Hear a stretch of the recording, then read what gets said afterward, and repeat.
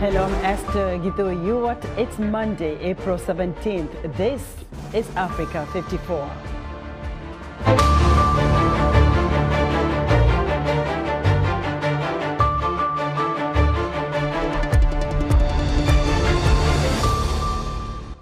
Gunfire, airstrikes and shelling shake Sudan as a third day of heavy fighting between the army and a powerful rival force battle for control of the country. The violence in Khartoum frightens civilians, many of whom are trapped inside their homes. We'll hear from one resident. And what will the repercussions be from the massive leak of U.S. classified documents? We'll have a report. All that and much more coming up on today's Africa 54.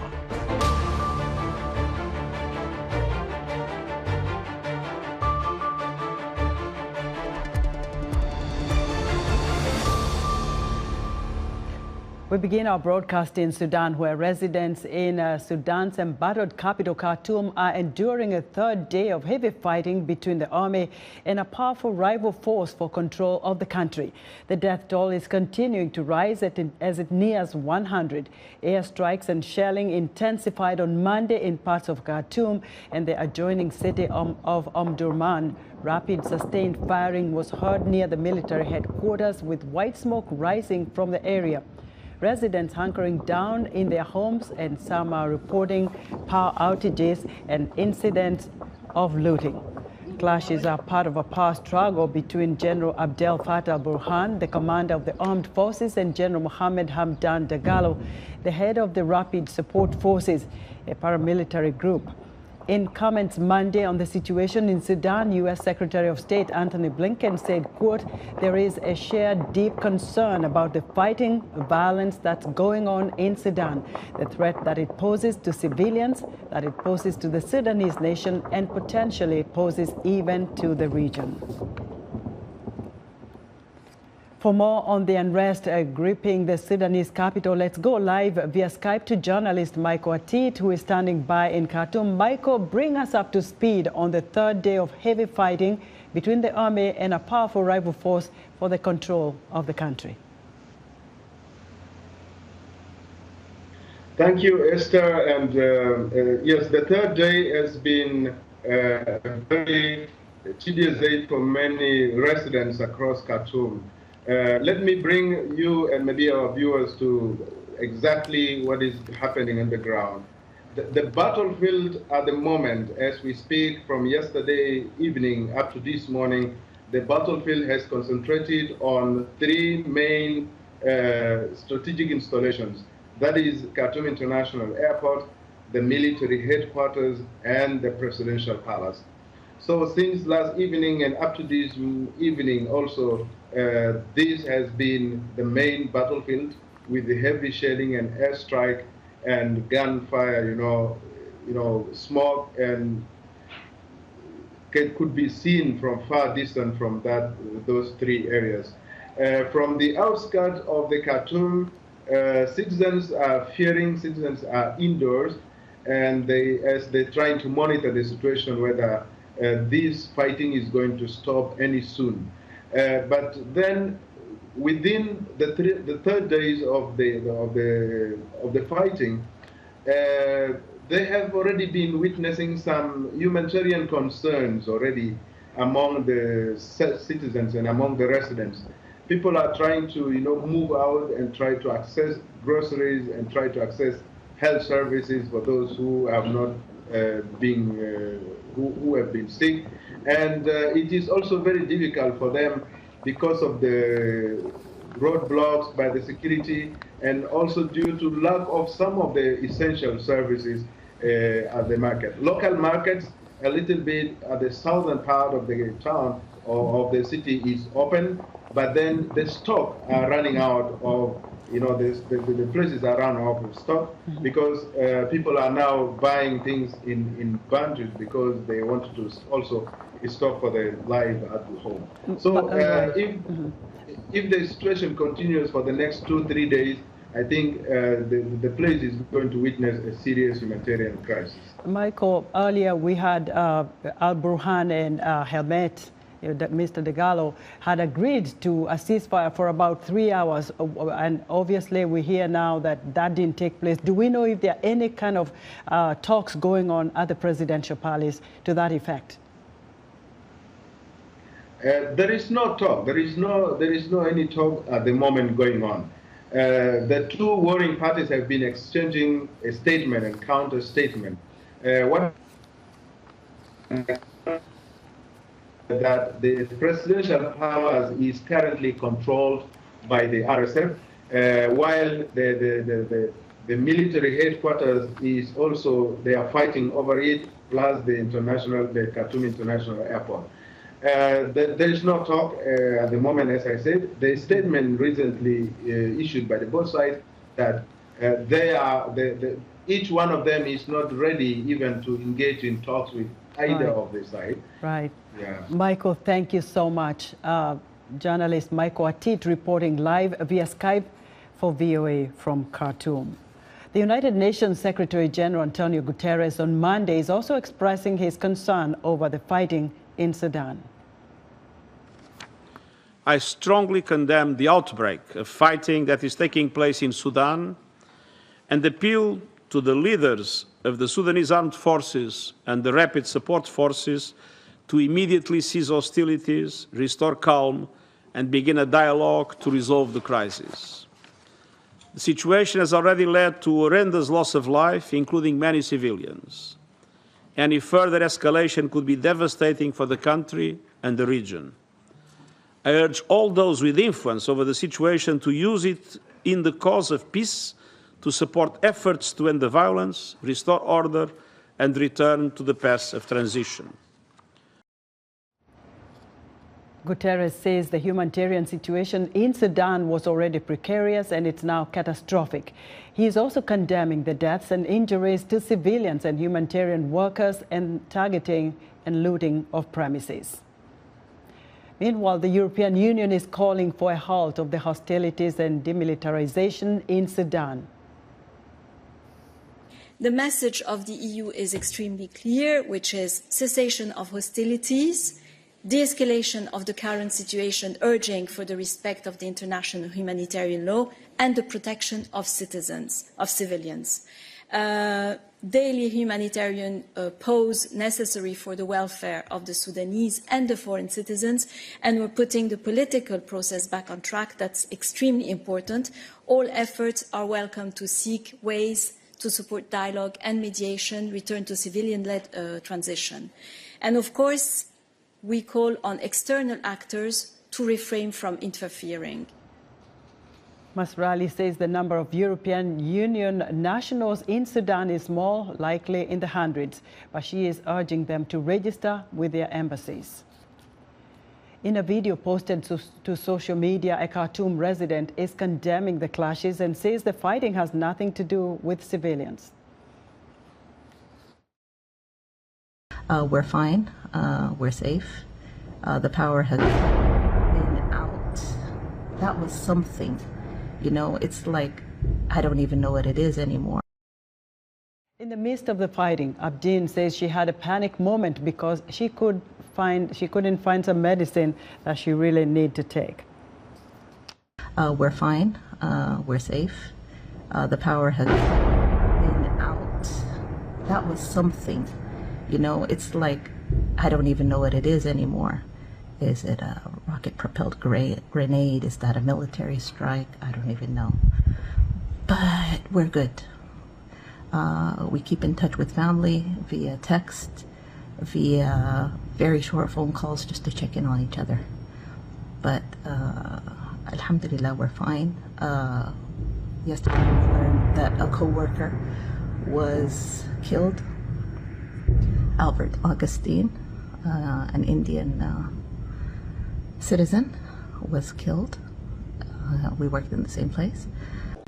Again, since the fighting started, the Islamists have been giddy with excitement. They've been crowing all over the place. So my fear, my only fear, is that they come back to power on the back of whoever wins this idiocy. this ridiculous battle that has civilians caught in the middle, and we have nothing to do with this. I have no sides when it comes to this, because we've seen bloodshed from both sides. So in the middle, we're just caught in the middle, and I don't have a preference. It's like just this is our new normal now. For more insight on the unrest in Khartoum, I'm joined live via Skype from Boston, Massachusetts by Sama Salman, a Sudanese strategic analyst and president of U.S. Educated Sudanese Association. Sama, welcome to Africa 54. Thank you, Esther, for having me. It's a pleasure. What do you think might have triggered this battle, and are we calling it a coup yet? Esther, that's a very difficult question. In order to put things into their context, their proper context, allow me to explain something to the viewers, which is that Sudan gained independence in 1956. In the 67 years since Sudan has been independent, transition of political power in Sudan has been made through military coups. So basically what you have in Sudan is more than 60 years of dictatorial rule interspersed by periods of democracy. So to answer your question, what's triggered this is that you have right now the negotiation of a framework agreement. And the purpose of this framework agreement is to bring together all of the political actors in Sudan to sign an agreement that would reverse the military coup that was carried out in October 2021 by General Burhan and General Hemeti, and to fully transfer power to civilians, to a fully civilian government. So what's happened now is that one of the key demands that the military has had for a number of years now is that the RSF, the Rapid Support Forces, led by General Hemeti, Mohammed Hamdan Dagalo, which is a paramilitary force, a very powerful force, be fully integrated into the Sudanese armed forces. The Sudanese armed forces, of course, which is the central state military, which is led by General Abdel Fattah al-Burhan, who is the commander-in-chief. Right. Sama, let's talk briefly about what the key installations that have been impacted by this chaos are and what this might mean for the future of Sudan, very quickly. Well, artillery barrages have left Khartoum airport in absolute ruins. The military headquarters have been hit, presidential palace has been hit, and the defense ministry has been hit. You're talking about the key military institutions in Sudan. You're talking about the key infrastructure of Sudan in terms of the airport, and you're talking about the military headquarters. So you're talking about complete destruction of Sudan's key infrastructure, which is going to require massive amount of reconstruction, rehabilitation. This means that Sudan is basically going to be in an economic spiral for a long time. Right. Sama, thank you so much. Sama Salman is a Sudanese strategic analyst and president of U.S. Educated Sudanese Association. Jeffrey Feltman, a former envoy to the Horn of Africa for the U.S. State Department in the Biden administration, who met one-on-one in Khartoum with both Hamdan Dagalo, known as Hemeti, the leader of the Rapid Support Forces, and Abdel Fattah al-Burhan, the leader of the Sudanese army, says both men have institutional resentments and ethnic jealousies. But in an interview with VOA's Carol Van Dam, Feltman says they overcame those ethnic divisions because they had a common purpose. To thwart those democratic ambitions. And for the past 4 years, they have had a partnership that has, to the outside world, looked as though they were being supportive of transitional arrangements from Sudan, while inside they were actually undermining this all the way. They agreed on things like no accountability for justice, including the genocide in Darfur, back in 2003. No civilian control over the security services. They had a lot in common despite their institutional, ethnic, bureaucratic differences. But big question not answered. if they succeeded in derailing the civilian transition, who was going to be on top? So what we have now is a fight for power. It's a lust for power. Who is going to prevail among these two generals? So they had this marriage of convenience. But if they've already agreed, they both of them agreed and signed this Sudan peace agreement, saying that they will transition to a civilian-led government. What about that? Both of them, and there is forces behind them, their colleagues as well, have made multiple commitments to each other, commitments to the Sudanese people, which is the most important, commitments to the international community, and they've broken them all.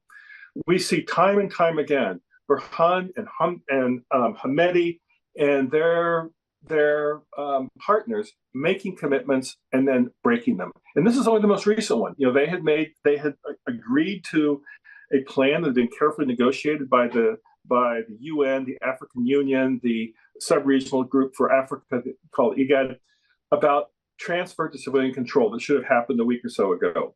So this is yet another example that they've commitment made and commitment broken. We've seen this repeatedly. If nothing else, I would hope that all of us have learned what the Sudanese civilians have long suspected, is that these guys aren't reformers. These guys have not bought into the process that they said they were supporting.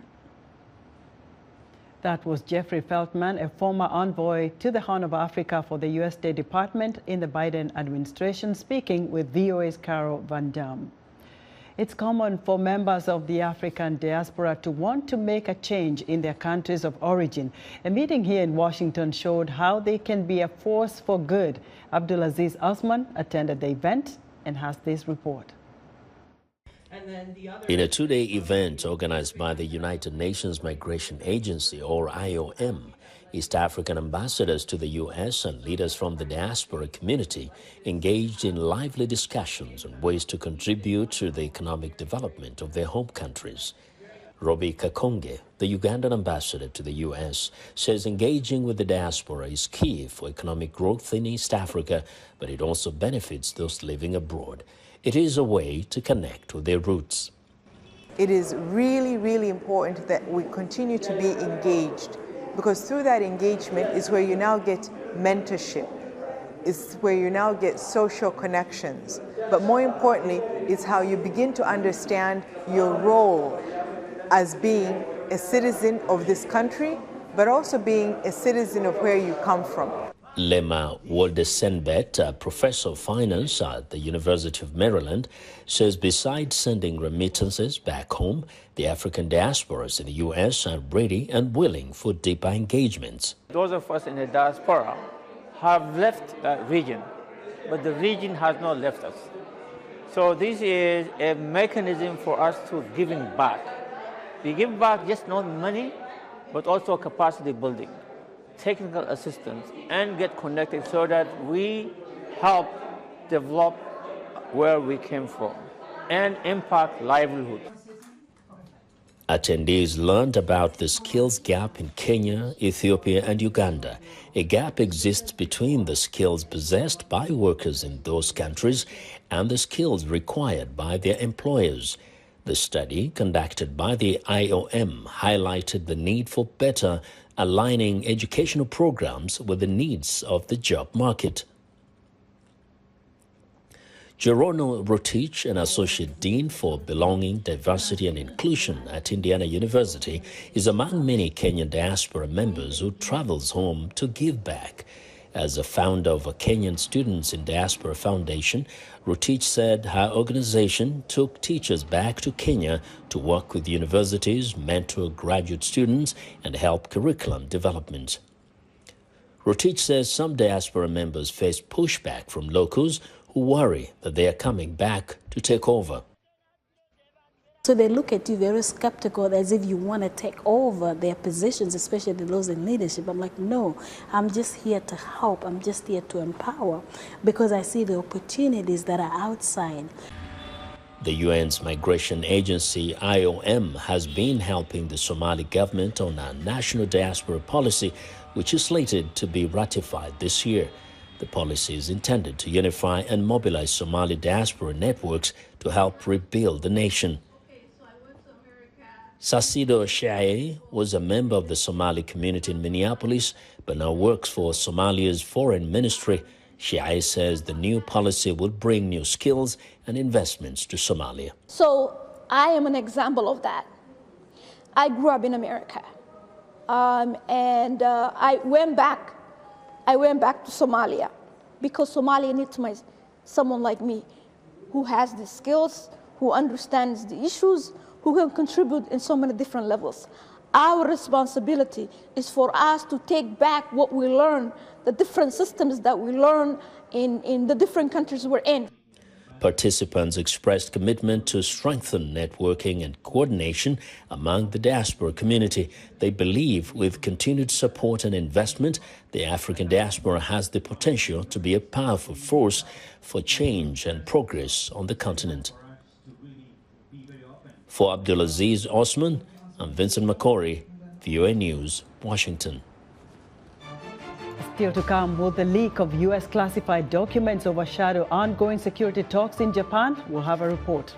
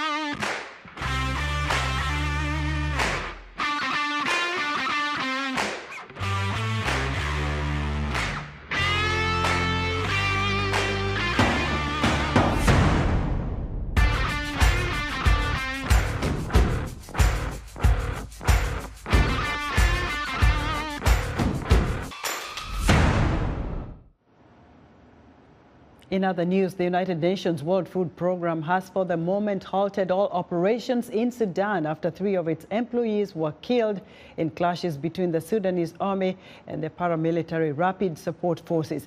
WFP Executive Director Cindy McCain says the organization cannot do its life-saving work if the safety of its teams and partners are not guaranteed. A South African court on Monday ordered a 4-month postponement until August 15th in the trial of former President Jacob Zuma, who faces charges of corruption in an arms scandal dating to the late 1990s. The court says it is pushing back the case after Zuma's attorney submitted a new bid for prosecutor Billy Downer to be recused. And a Kenyan police officer accused of murdering 2 teenagers in 2017 pleaded not guilty to the charges on Monday, in a case that raised questions about extrajudicial killings after video footage of the shootings went viral. Ahmed Rashid was filmed shooting the 2 young men as they lay on the ground on a busy street in Nairobi. No one knows yet what the full repercussions might be from the recent leak of U.S. classified documents. Some analysts fear it could overshadow the security talks that top diplomats are holding in Japan about several world crises. Veronica Balderas Iglesias has the details. Pending a new hearing, Air National Guard member Jack Teixeira remains in detention. He faces at least 2 criminal charges for allegedly leaking classified government documents. What led to the junior guardsman's suspected actions must be thoroughly investigated, Republican Senator Lindsey Graham told ABC's This Week. And I am stunned that somebody at that level could have so much access. So the question is, how did he get it and why did he do it? And some people need to be fired over this. Graham warned critics of the Biden administration against praising the alleged leaker. There are military members serving today from Georgia and other places who are less safe because of what this airman did. There is no justification for this. And for any member of Congress to suggest it's okay to leak classified information because you agree with the cause is terribly irresponsible and puts America in serious danger. The U.S. has engaged with its allies following the leaks. U.S. Secretary of State Antony Blinken said during a short visit to Vietnam on Saturday. We have made clear our commitment to safeguarding intelligence and our commitment to our security partnerships. What I've heard so far, at least, is an appreciation for the steps that we're taking, and it's not affected our cooperation. Blinken is now in Japan for a meeting with foreign ministers of the Group of 7 wealthy nations. Some observers fear that the U.S. intelligence leaks might overshadow the talks. They are expected to focus on hot topics such as the war in Ukraine and tensions between China and Taiwan. Analyst Park Wong-gong commented on the meeting's importance. I think this time the G7 meeting can act as a test of whether it can go beyond being an economic forum to becoming a new security consultative body. The 3-day talks, which began with a working dinner, come ahead of a leaders' summit next month in Hiroshima. Veronica Valderas Iglesias, VOA News, Washington.